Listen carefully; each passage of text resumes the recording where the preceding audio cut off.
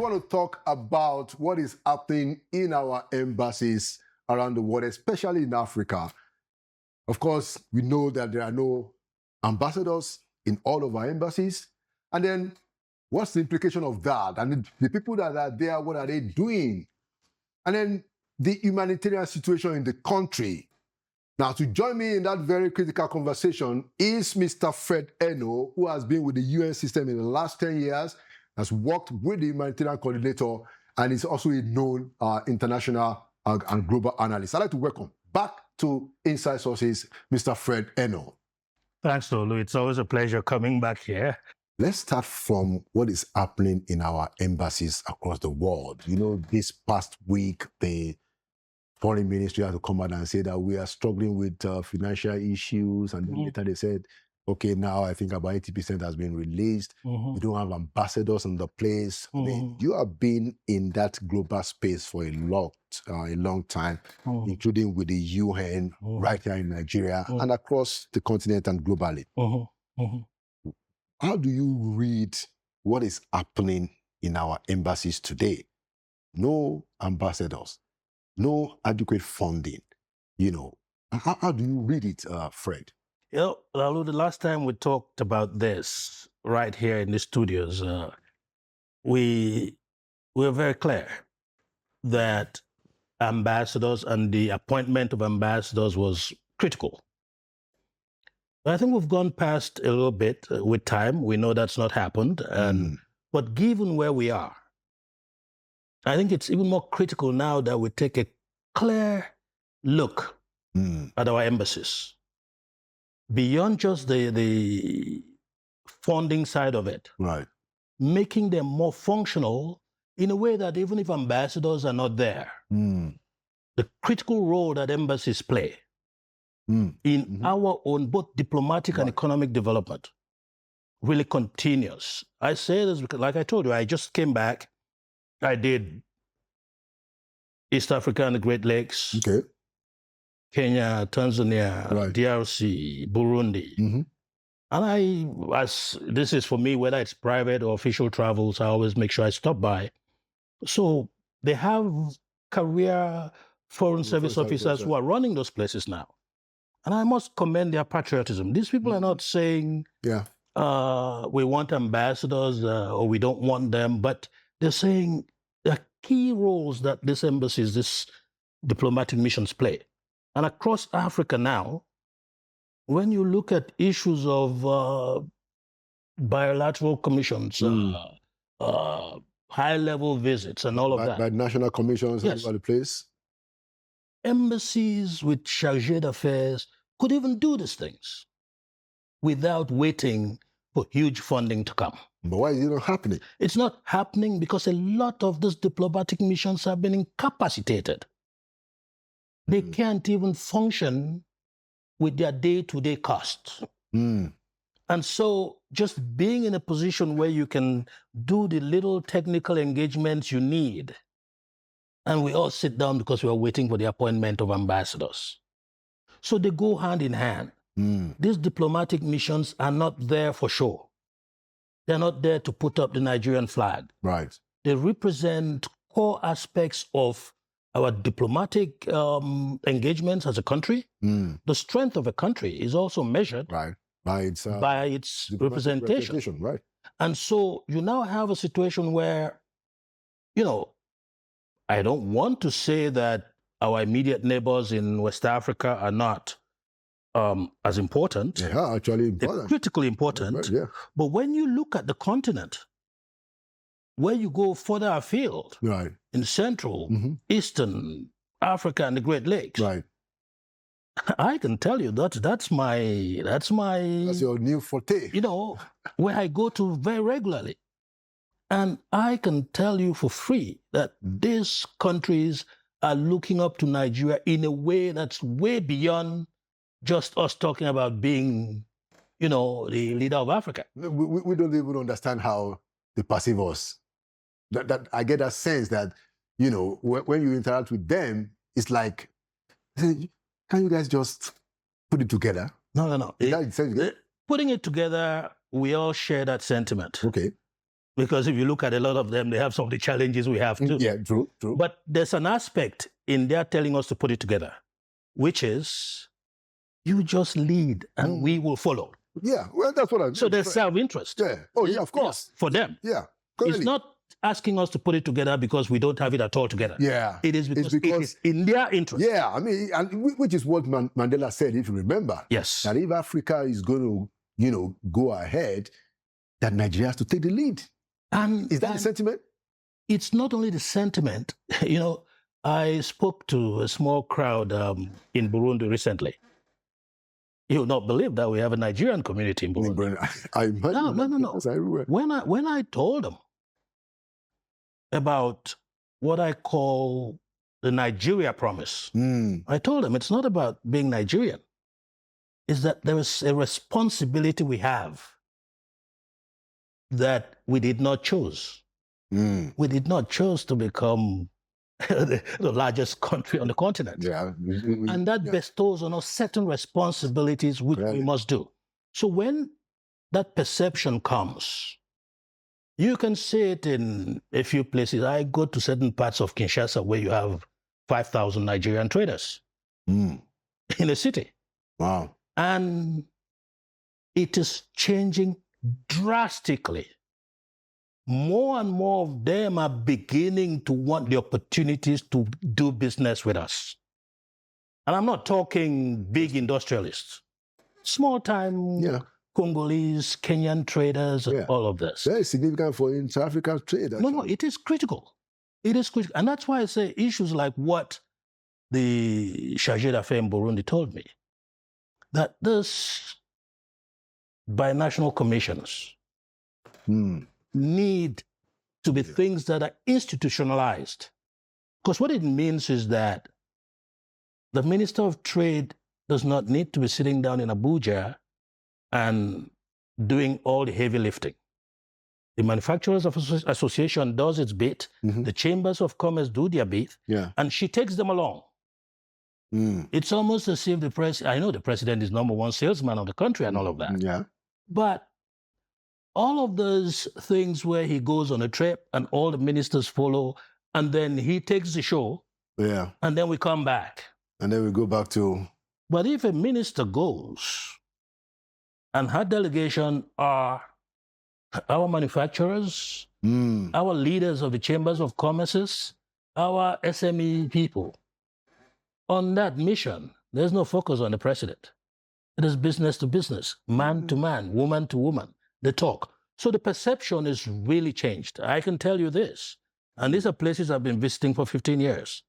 And beyond just the aspect of it that I told you earlier, the biggest of it all are the young people. I will tell you, they will make certain comments that sometimes you think that, no, I'll tell you, if not 3 out of every 5 young Africans you meet wants to be a Nigerian. I know. Because they feel it. We have that strong pull. No, it is. And with this digital revolution, where our music, our culture is at large. It's not only at large. I had, I think it was a minibus. Okay. About 9 young people, I think Congolese, and then I had a small Nigerian television crew that was doing some filming with me in Burundi. Okay. But they had Congolese, they had a Kenyan, and the others. And, out of curiosity, I asked the youngest of them, a young girl, she must be 17 or 18. I said, who is your favorite artist? I want to play music for you. Yeah, this is a Burundian. No, this is a Congolese who was there. This is a country that is filled with music. Yeah. And she turned to me and said, Thames. Look at that. I know. So, Thames is a musical icon. Get where she got me. So when I put the Thames on the Spotify thing, the song that came up began almost midway. And it was that point where the collabo between Thames and Wizkid was playing. Oh, wow. So when that popped up, I then turned to her and said, but this sounds more like Wizkid to me. She said, no, it is Thames with whiskey collaborating. So she was even clarifying for you. No, she beat me. But that's the power. Yeah. That's the power that our youth have in terms of all of this thing about talking about diplomacy and all of those things. So, yes, to be very honest with you, Laulu, I get it. I get the role of ambassadors. I get the aspect of how that level of representation enhances our bilateral relations. Mm-hmm. But I think we should also be focusing, like I said, on what these career diplomats who are running these embassies now in acting capacity. What they can do. Not only what they can do, but it's very patriotic of them to say, let's invigorate the functioning of our embassies. Right. Funding, just making sure that they play those roles more directly, even if ambassadors are in place. Right. So if we find ourselves in this situation again, our embassies could, I've heard a few things here about how the mission, the visit to Brazil, this and all that. Yeah, but we can function. Yeah. No, I agree with you, that we need to have a functional embassy and all of that. And the role of these foreign service officers, career foreign service officers, as a matter of fact, in my own book, and this is just my own opinion, I think, the level of training that goes into some of these senior foreigners and the exposure, they are good to become ambassadors. Fred, what is lacking is that you just don't give them the title. They need that title. They need that recognition to be able to pull it off. It's useful to have one or two politicians here and there, I think the thing has been proliferated. But for the most part, Fred, we have foreign service officers who are up to the job, and my own view is that make them ambassadors. Don't delay their career trajectory, and that's part of the problem that I see in this lack of ambassadors for almost 2 years. I get you, Lolo, and we were there last time we spoke. I get that. Not only are these people beneficiaries of wonderful training and exposure as government officials in the ministry. Yeah, and they have that. They travel across the world. They travel across the world, and I listened to some cases of this whole issue of even the funding. Yeah. Even the funding. Yeah. Where, you have to go get some accountant from finance or budget and planning and bring them to run service. The financial services of embassies, when you have people who are trained in diplomatic funding and diplomatic financing, who should be doing that. I get that across the board. And that's why I commend the patriotism of some of those career officers I met in these embassies. They're almost going beyond themselves to say, listen, it's not about whether I want the job. It's about saying, by my training, by my dedication to our diplomatic success, these are key areas that we should be investing in, and making sure that no matter how bad, even with the funding, these minimum standards are met in terms of the delivery of our embassies. It's critical. It is. It's very critical. It is. And, and I don't begrudge the big missions. I don't begrudge them at all. But when you understand this, that when you go to these big international organizations, you go to these big international summits and conferences. Right. The power a country pulls. When I look at Europe today, and then I say to myself that an American president sits down and clicks a finger, and European heads of states are running to Washington like, queuing up in the White House. Now, as I said, we have that opportunity again. Because these smaller African countries, yes, they are sovereigns, they are, entitled to certain things, but positions are going to come up. Positions both in terms of appointments or diplomatic positions, whether it is in international organizations, that you're going to need sovereign support from different countries. Absolutely. And at times like this, where you don't have ambassadors in the countries that should be lobbying them to support your position or your candidate for a position diplomatically, internationally. Or even for not just a position in terms of appointments, but let's take a complex issue as trade negotiations that the Americans are using now with tariffs and things like that. Right. You get a position where Nigeria says, this is where we want to go after AGOA. And that position is one that carries certain weight. You want to be in a position where Nigeria says, at a critical moment, I'll line up 30, 40 African countries. Absolutely. Absolutely. And so that is when you have embassies that are functional. I agree.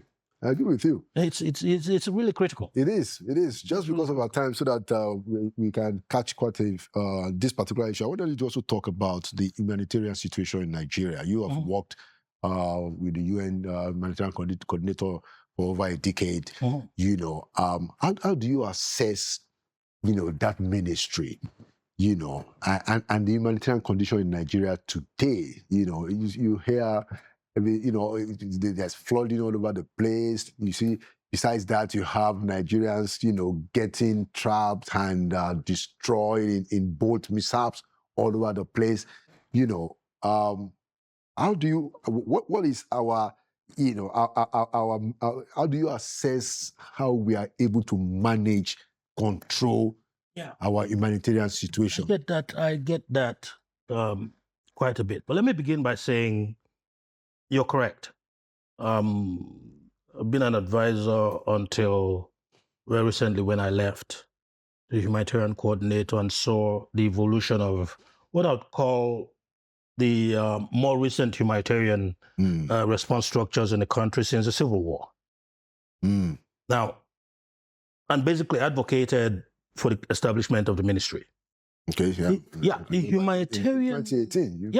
The humanitarian structures you mentioned, in as much as it requires that humane touch of it, our capacity for disaster preparedness, disaster response, that goes outside of, I'm talking natural disasters here, floods and the things that you mentioned, is still one that needs to be addressed, slightly separately from just humanitarian response. Yeah, I know. And that's really what the essence of the ministry was meant to be. Yeah. This thing of Ministry of Humanitarian Affairs going to be giving bags of rice and doing this and all of that, you have the NEMAs and the others there. Yeah. The real beef of this ministry was to be in a position where at any given time, you can look at a NEMA or a state emergency and say, okay, we are going to be experiencing this amount of floods or this number of communities that are going to be affected potentially. Yes. Because these things are predictable. Yeah, that's the point. And you go to the president and say, okay, this is what we think should be at our forefront now. And with that, you have your NEMAs and you have your, whether it's even the military. We don't need them only for elections. To say, military, can you do this much in terms of making sure that these communities here are properly protected, but we're going to relocate them even before the flood waters come.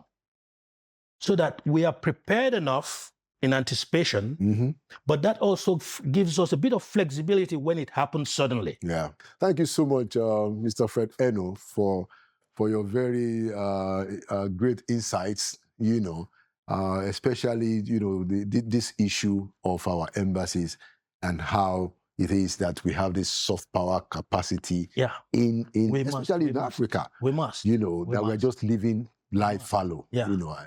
Hopefully we can begin to transform that situation. We certainly should. And hopefully also we can straighten our humanitarian perspective, so that we separate it from disaster management, even though we have it in the same ministry, but these are clear different functions. Clearly different.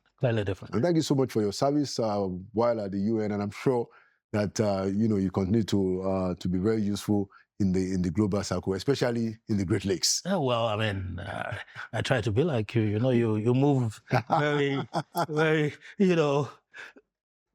easily from the villa to here, and then we do what we know how to do best without any struggles. But thanks again for having me. Thank you so much. Thank you for coming. Hey, don't mention at all. Contributions. Don't mention at all. All right. Thank you.